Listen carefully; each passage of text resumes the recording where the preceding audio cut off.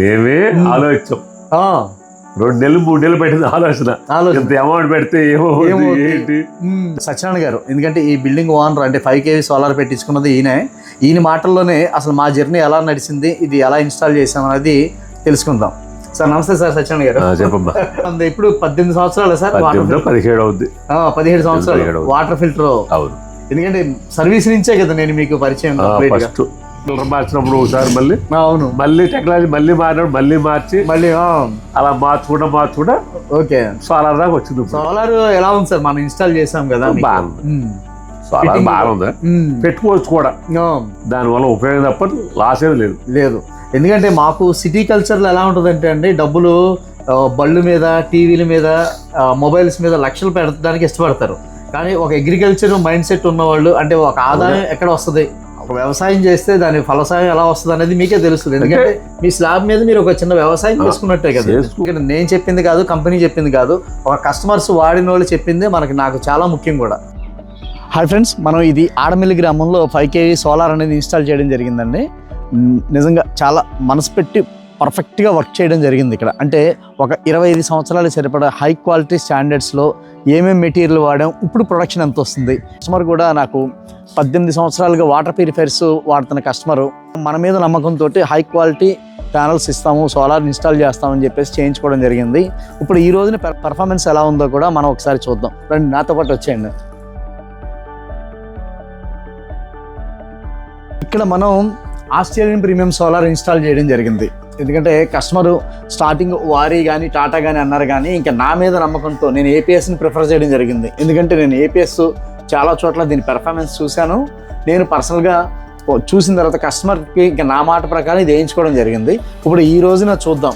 ఇప్పుడు 4:30 టైం అనమాట. ఇది 4:30కి ప్రొడక్షన్ ఎలా వచ్చిందో చూద్దాం. ఎందుకంటే 5 kV సోలార్ అనేది రోజుకి 20 యూనిట్లు మనకు ప్రొడక్షన్ రావాలి. ఇప్పుడు ప్రొడక్షన్ చెక్ చేద్దాం రండి ఒకసారి. దగ్గరికి జూమ్ చేయదా? Normal, okay.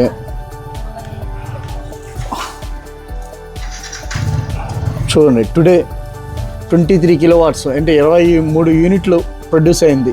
చూసారు కదా ఫ్రెండ్స్ పెర్ఫార్మెన్స్. ప్రత్యేకంగా ఈ పైపుల మీద ఫోకస్ పెట్టాం. ఇవన్నీ కూడా హెవీ గేజ్ పైప్ అనమాట. ఇది అంటే వాటర్ లైన్కి వాడే పైపింగ్ క్వాలిటీలోనే తీసుకొచ్చాం. ఇప్పుడు ఈ కనెక్టర్లు కానీ ఇవి కానీ ఏదన్నా ఒక 25 ఇయర్స్ మనం ఈ ప్లాంట్ని యొక్క చూసుకునే పని లేదు.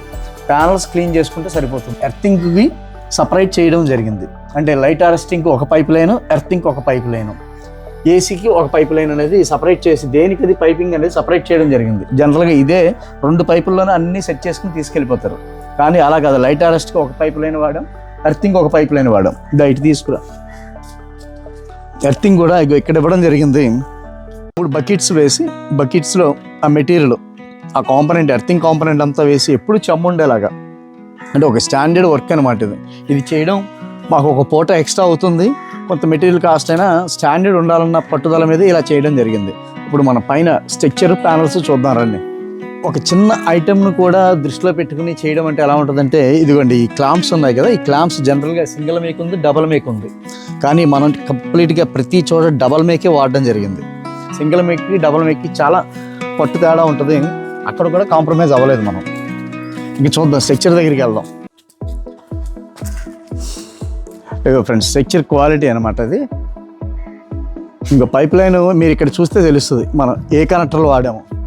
ఇగో బెండ్స్ క్వాలిటీ అనేది ఇక్కడ కనబడుతుంది చూడండి.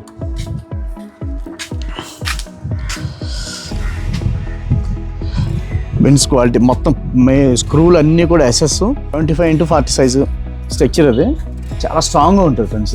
ఇది డబల్ టిప్ గ్యాలనైజ్డ్ అనమాట. అంటే ఒక 25 ఇయర్స్ వరకు రస్ట్ కూడా పట్టదు ఇది. నెక్స్ట్ ఇంకొకటి ప్రత్యేకంగా స్లాబ్కి మనం ఇక్కడ వీళ్ళు హోల్స్ వేసినప్పుడు ఇక్కడ ప్రత్యేకంగా మనం గమ్ అనేది ఇన్స్టాల్ చేయడం జరిగింది. ఎందుకంటే ఇక్కడ నుంచి చెమ్మ అనేది కిందకి వెళ్ళిపోకుండా, రేపు వీళ్ళు సివిల్ వర్క్ చేసుకున్న, పిల్లర్స్ పోసుకున్నా సరే స్లాబ్ అనేది మనకి పాడవదు ఇక్కడ గమ్మింగ్ చేయడం వల్ల. ఇన్సులేషన్ చేస్తున్నప్పుడే ఈ జాగ్రత్త నేను ఖచ్చితంగా తీసుకుంటున్నాం. మనకు ప్రతి ఇన్సులేషన్కి, ప్రతి బోల్ట్కి ఆ పర్మనెంట్ గమ్ అనేది సొల్యూషన్ అనేది వేయడం జరుగుతుంది. స్ట్రక్చర్ వచ్చి 5/7 ఇది, అంటే 5 అడుగుల నుంచి 7 అడుగుల హైట్ వరకు లేస్తుంది.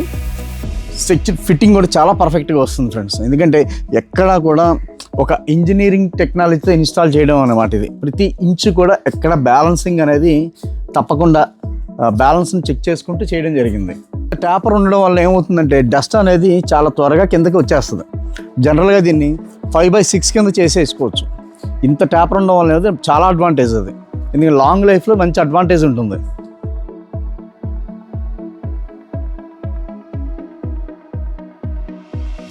లైటెస్ట్కి ఒక సపరేట్గా వైరింగ్ వచ్చేసింది. 70 mm గేజ్ అనమాట ఇది. ఇదే గేజ్ ఎర్తింగ్ కూడా వెళ్ళిపోయింది. సోలార్ సిస్టమ్ని ఇంత స్టాండర్డ్గా ఇన్స్టాల్ చేసుకోవడం వల్ల ఏమవుతుందంటే ఈ చిన్న చిన్న ఐటమ్స్కి రేపు టెక్నీషియన్స్ మనకి దొరకరు. ఇప్పుడు ప్యానల్ కంప్లైంట్ కానీ ఇన్వర్టర్ కంప్లైంట్కి కానీ ఎవరైనా మేజర్ టెక్నీషియన్ వస్తారు, కానీ ఒక గ్రౌండ్ లెవెల్ వర్కర్లు అనేది ఒక చిన్న పని కోసం రమ్మంటే ఎవరు రారు. ఎందుకంటే జనరల్గా ఈ పైపింగ్ అనేది మామూలు పైప్ లైన్ అయితే ఒక 2-3 ఏళ్లలో పొట్లిపోద్ది. ఇది అలా కాకుండా ఉండాలి, ఒక 20 years వరకు ఉండాలని మనం ఇంత ప్లాన్గా పకడ్బందీగా చేసుకున్నాం. ఏపీఎస్ సోలార్ని కూడా మేము ఇలాగే తీసుకున్నాం. ఏపీఎస్ 3 ఇళ్లలో నేను చూశాను, కస్టమర్ ఇళ్లలో ఇలాంటి రిజల్ట్స్ కనబడింది. నెక్స్ట్ కంపెనీతో కూడా నేను మాట్లాడుకున్నాను, నాకు ఎప్పుడన్నా ప్యానల్ పోయినా మీరు నాకు అందుబాటులో ఉండాలి, ఏదైనా కంప్లైంట్ వచ్చినా నాకు సర్వీస్ బాగుండాలని చెప్పేసి అందుబాటులో ఉంటేనే రేపు బెనిఫిట్లో ముందుకెళ్తాం. సరే ఓకే సార్, అయితే మీరు ఒక మంచి తెలివైన నిర్ణయం తీసుకుని ఇంటికి ఒక తోట వేసుకున్నట్టుగా ఒక కరెంటు తోట మీరు వేసుకున్నారు. వ్యవసాయం బాగుండాలి, ప్రతి రోజు మీకు ఆదాయం రావాలని నేను మనస్ఫూర్తిగా కోరుకుంటున్నాను. మేమే ఆలోచించాం, 2 నెలలు 3 నెలలు పెట్టింది ఆలోచన. ఇంత అమౌంట్ పెడితే ఏంటి వాళ్ళ రకరకాల కాంపిటీషన్ అయిపోయింది. అవును, ఎక్కాలంటే సర్వీస్ ఉండాలి. ఇప్పుడు సర్వీస్ ఇప్పుడు ఏదో కొన్నాళ్ళు చేసి వెళ్ళిపోదాం అనుకునే వాళ్ళు ఒకలా ఉంటుంది, ఇది మన జీవితం అనుకునే వాళ్ళు ఒకలా ఉంటుంది. మనం కట్టాల్సిన కరెంట్ బిల్లు కట్టకుండా ఉందంటే ఆ డబ్బులు దాచుకున్నట్టే కదా. ఇంకా టీవీ కొనుక్కుంటాం, ఒక మొబైల్ కొనుక్కుంటాం, దాని నుంచి మనకేమీ అదనంగా వచ్చేదేమి ఉండదు. కానీ ఈ వస్తువు అలా కాదు కదా, కరెంట్ బిల్లు కట్టట్లేదంటే అది సేవ్ అయినట్టే కదా. అది సేవింగ్, ఈ పెట్టిందనే సేవింగ్ అయినట్టే. ఇప్పుడు థ్యాంక్ యూ అండి సత్యనారాయణ గారు, మీతో 18 ఏళ్ళ నుంచి జర్నీ, ఈయనతో నాకు ఇంకొక 25 ఏళ్ళ జర్నీ కావాలని నేను మనస్ఫూర్తిగా కోరుకుంటున్నాను.